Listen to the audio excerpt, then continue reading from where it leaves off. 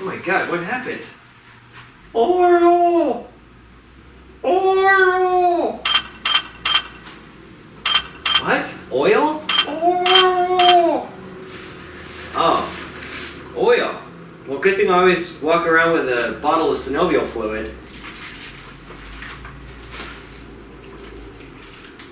What happened? Oh, thank you. I've been holding this pose for ages. I was working out and I forgot to stretch.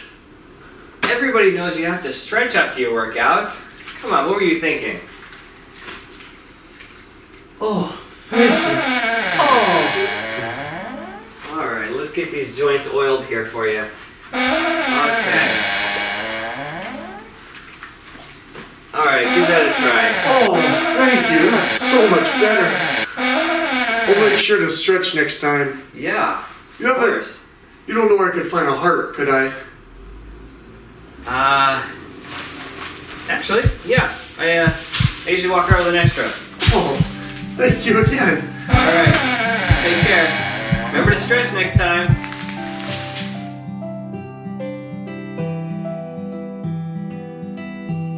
Alright, welcome back.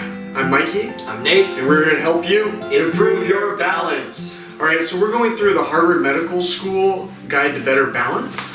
And today it's the last video from there, and it's just some cool down stretches. So if you want some yoga poses, some other exercises, you can go back to the other videos, and you can use this series of stretches to either cool down at the end of the day after any sort of hard work, or at the end of some of those other videos or videos in the future. And pretty simple, pretty straightforward. We're going to talk about stretching and then take you through those. Yeah, so as the Tin Man found out, it's really important to stretch afterward because the next day you're going to feel stiff and sore and it's really uncomfortable and you'll be discouraged from continuing. So if you already are stiff and sore, this is going to be the ticket, and try to do this, as Mikey said, after a hard workout, and you can avoid that altogether. So what they say in the article here in the journal is stretching is useful for any age, and it's really important into your 50s. Because you may be less active than you once were, and your joints can become less flexible over time. Stiff ankle and calf muscles can make you more prone to trip and fall, okay? So we want to keep those really flexible and agile. Tight arm and side muscles can interfere with any task where you're reaching, so a lot of times people have a hard time reaching at some point, going for those coffee cups or whatever. Tight neck muscles can make it hard for you to look around or look behind you, so when you're driving, if you have a hard time turning your head, you're not going to have that wide range of motion. Or if something, makes you suddenly have to turn, you're going to be stiffer. So we're going to show you some neck stretches with this. Also, loss of flexibility undermines your balance, and this can have a devastating effect, of course, if you have a fall. So these stretches can be done, either before or especially after a workout. All you're going to need is a mat and a yoga strap and a chair. Yeah, so a lot of good reasons to be stretching, and there's actually a lot of different ways to stretch. You can just sort of relax and just sort of hang into a pose. That's what we call sort of passive stretching. All right, and that can actually end up being a little sore on the muscles if you push it. So if you're just passively hanging, stretching, try not to overdo it. A good way to stretch and get more out of this is to be active. So as we're stretching, all right, so if I'm stretching my quadricep here, all right, I kick back into it. I use the muscle that I'm stretching, and what that does is it tells the muscle that it's okay, it's safe, that it's doing okay, it's strong enough that it's not going to get torn. All right, our body has built-in ways that keep it safe, and when you use that muscle, it tells it, okay, I'm safe, and it actually allows different fibers to relax too. So as we go through this, we're going to do 2, 3, or 4 sets. There's some breathing in there. We're going to hold it for a few seconds, and we want to make it a little bit active too. It can be passive, that's okay too, but if you really engage your muscles, and yoga talks about this a lot, you really want to be using the muscles, all right, and finding that range of motion, that strength to get the most out of it. Yeah, so let's start off on the floor. So go ahead and lay down, and Mikey's going to demonstrate and I'll talk us through it.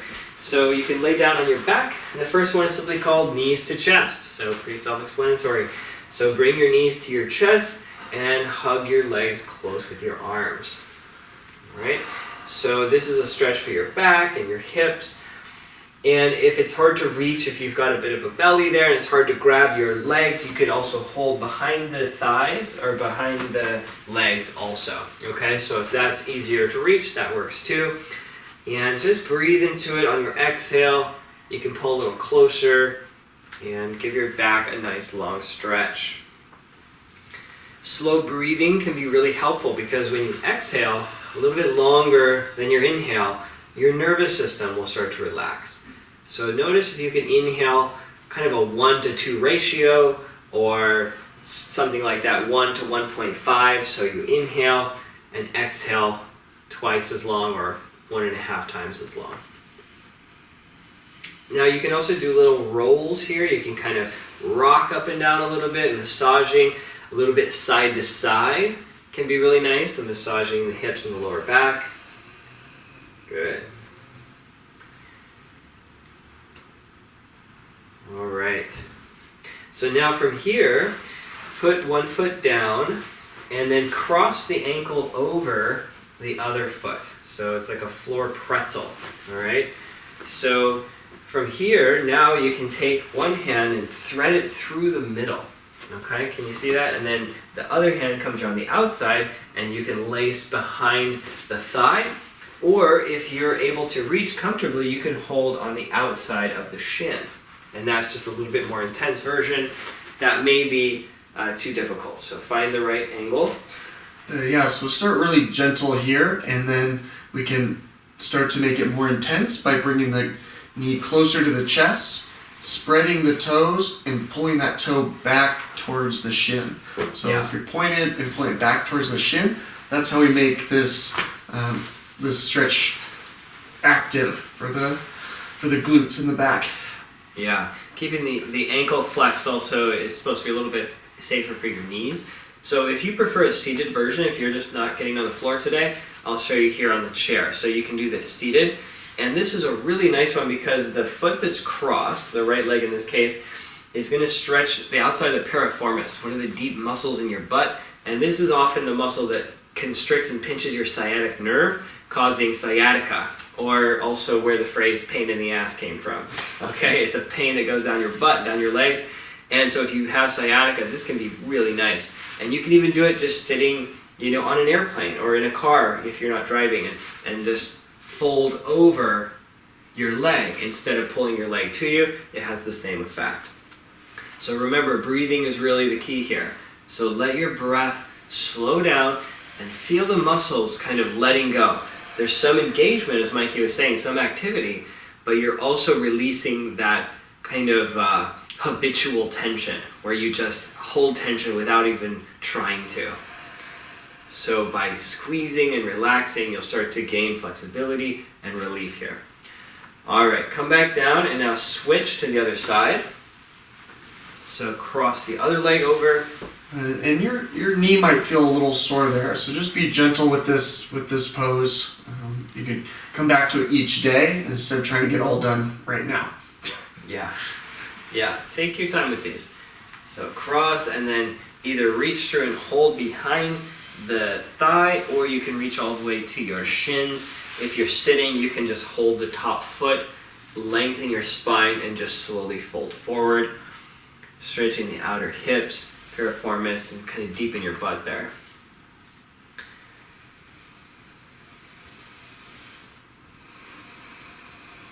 Good. Let your breath be slow, smooth, and steady here.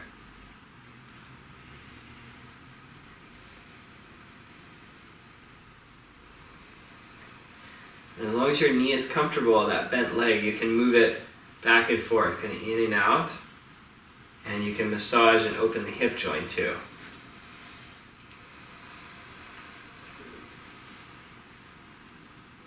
All right, one more full breath here. Nice long exhale.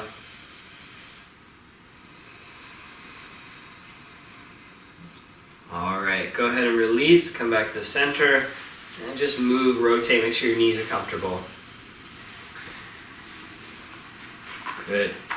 All right, the next one is a supine spine twist. So you're gonna lay on your back or also called a torso rotation. And for this one, you also might want a little extra cushion, something like a folded blanket, and I'll show you why in a second here. So starting off with your knees together, and there's a couple different ways to get into this. So scoot a little bit away so your arms can open out.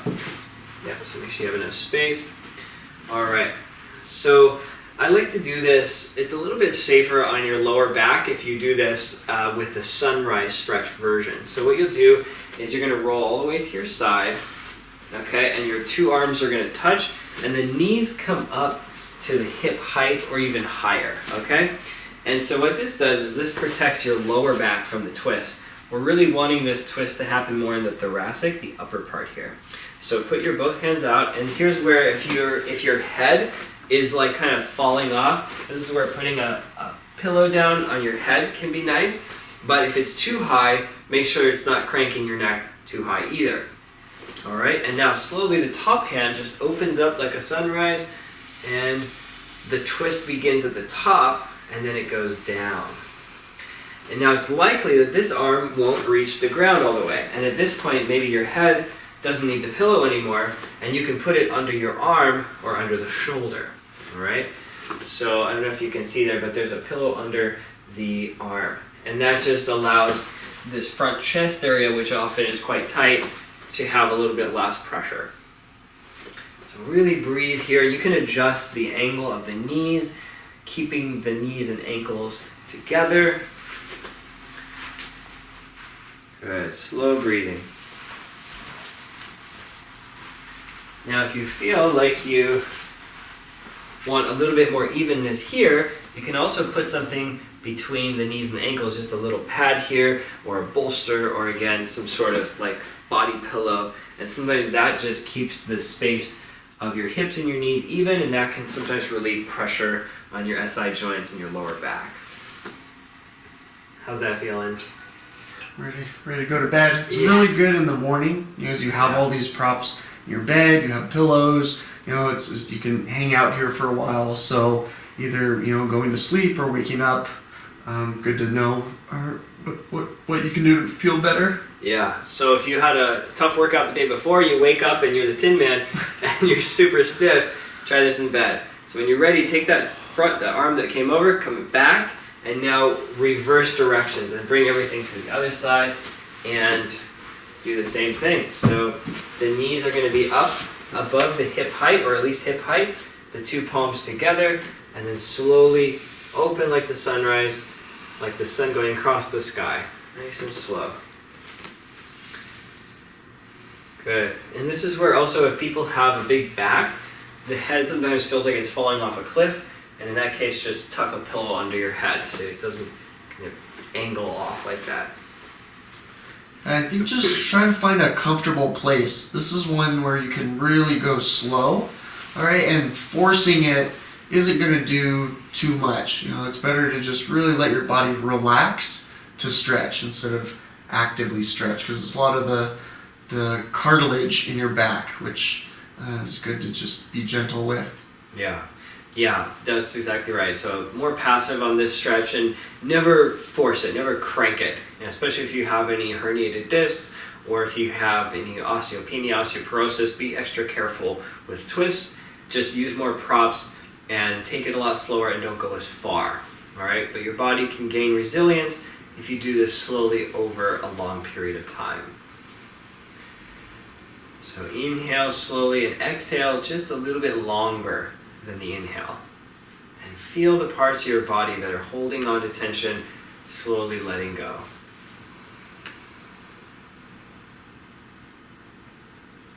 Alright, on your next inhale, you can bring the hand over. So before the legs, the hand goes. And then, once your back and hips are aligned, now you can roll onto your back. Or come to seated. Alright. So this can be a really nice one for the whole body, and there's lots of variations. So once you get comfortable with one, you can try little other versions, little variations. Okay, so next is the hamstring stretch. So from the back, and this is where you're going to need your strap or a belt or something like that. So go ahead and put it on one foot and just stretch out, lay down on your back, and then your foot will now go up to the sky. And so this is more of an active stretch. So Mikey's kind of engaging the soles of the feet, kind of spreading the feet wide, almost like there's a plate sitting on the front here. What happens often is that the foot, when it relaxes, it kind of internally, is it pronates? Is that right? Where it rotates in? This is supinate. Supinate. Oh well, and it's eversion, where it rotates in. So it's like a flat. Yeah. So it's flexing and then flat. So not just flat from left to right, but from top to bottom. So again, imagine just that you've got like a plate there. And there's a little bit of an engagement here. There's a little bit of a lift through the heel. And let your breath be slow and steady. Another way to do this, if you can imagine that you're in a doorway and the foot is going through the door and then the wall is like here and you can just kind of lean it against the wall, and that's going to be a little bit more of a passive stretch. So you can play with those too.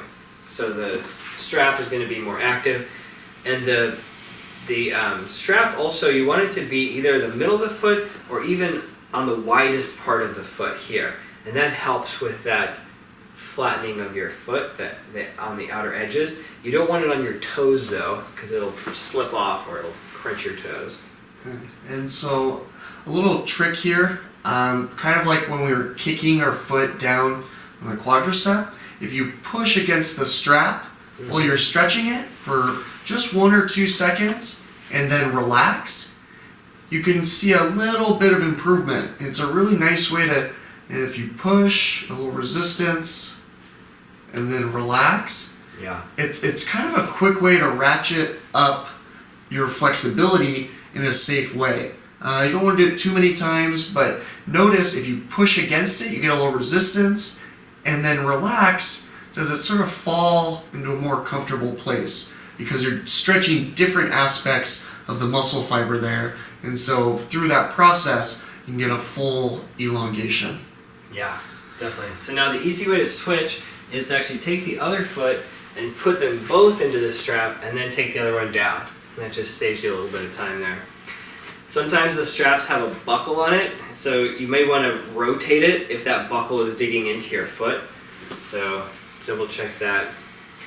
Another trick here is if the strap is long enough, you could just use one hand and you can put that left hand underneath and through all the way to the wrist, and then you grab it with your hand, just like that. So I'll show you a little close-up version here. And even so, if your hands are sore or don't feel strong enough, it's just relaxing now. It's just on the joint and the bone. Yeah. So if you have a strap, and it has to be a loop, so if you can loop it so it's solid, and instead of just grabbing it with your hand, you put your wrist all the way through like this, and then you grab like that. And yeah, as Mikey was saying, the pressure is now on the back of the wrist, and it's just kind of pulling, and you don't even really have to grip. So it does take, you don't want to be stretching the hamstrings and then stressing out your hands. So that's a little trick you can use too. Yeah, if you're in these poses for a long time, feel free to shift them. You'll notice, little different muscle fibers getting sore, relaxed. So it's okay to play with it a little and just let the, each portion of it kind of go at its own pace. Mm-hmm. Yeah, and really the breath is the secret here. Doing it with conscious breathing and without will make all the difference. So as you breathe, feel the resistance. As you exhale, feel that release. And play with that interplay between the tension, the active, and the release, the relaxed. Alright, on your next inhale, bend your knees and let it release. You can hug your knees into your chest again and just kind of even out your body.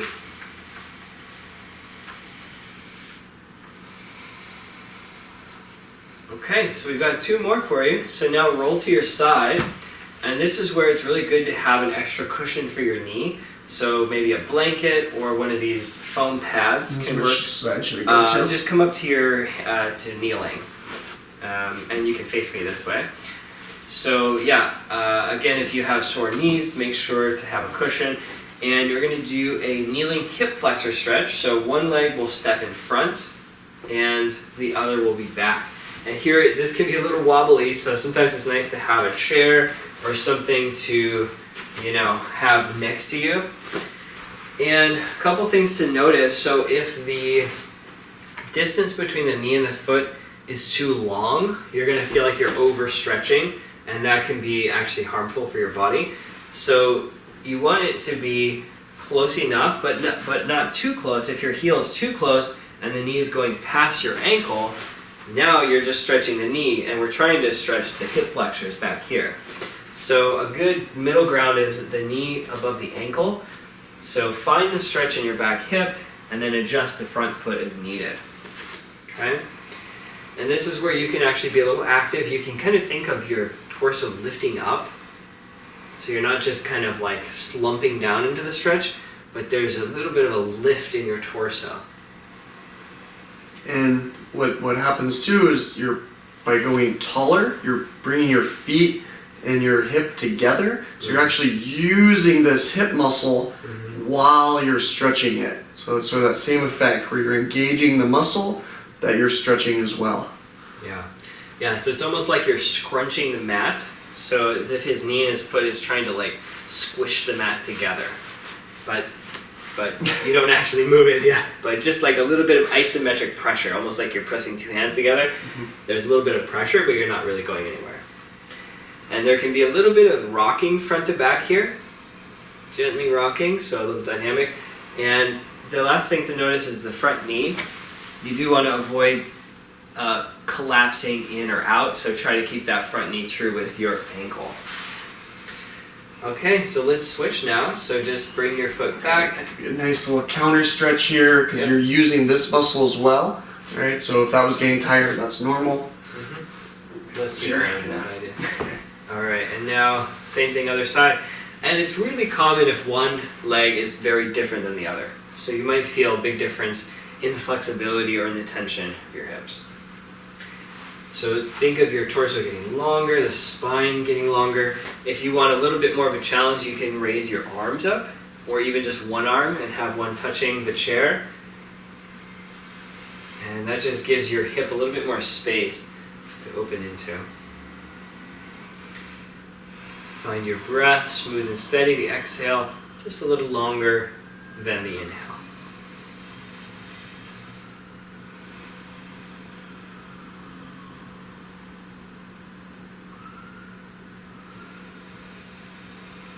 Think of the feet and the knees scrunching together and relaxing, kind of a pulsing back and forth. And you can feel the engagement and the relaxation playing back and forth. And if you do want to add a little calf stretch at the end, you can straighten your front leg and then fold from your torso over and stretch the backs of the calves and the hamstrings. We'll do a different version of this in a moment. But this is a really nice counter pose if you want a little bonus stretch here. Alright, and our last one is standing, and this is simply a calf stretch. And you can do this against a wall or against a chair. You could even do it just standing still and simply come into a lunge and bend your front knee above the ankle, hip square, and stretch the back of your heel. So when your heel is down, you're going to get more of a calf stretch. If you want to play with lifting the back heel and then dropping it down, you can kind of engage the whole gastric and the back calf muscles. Good. Find the back of your calf, breathe into it. So remember, this is going to keep your feet really agile. If your calves are flexible and active and responsive, this is going to play into your reflexes, your strength, and how quickly you can adapt to changes. All right, that can help prevent a fall. Let's switch. This is a really easy one to take with you. So anytime, if you find your calves are tight, you don't have to do this just during a class. You can do this pretty much any old time. You could make it kind of a routine. Maybe every time you come back to your car after grocery shopping, you take, 30 seconds or a minute and you stretch your calves. It's a really good idea to tie it to something that you already do. Maybe when you brush your teeth. I was just thinking with the hip flexors, our hip flexors get really tight with sitting. So if you've been sitting in the car for a long time or you sit at work a lot, so each time you come back to your chair, before you sit down even, get a stretch, get your mind going to get back to work, and that could be a nice easy ritual if you have to sit a lot. Yeah, it's really amazing what just a little bit does. A little bit goes a long way.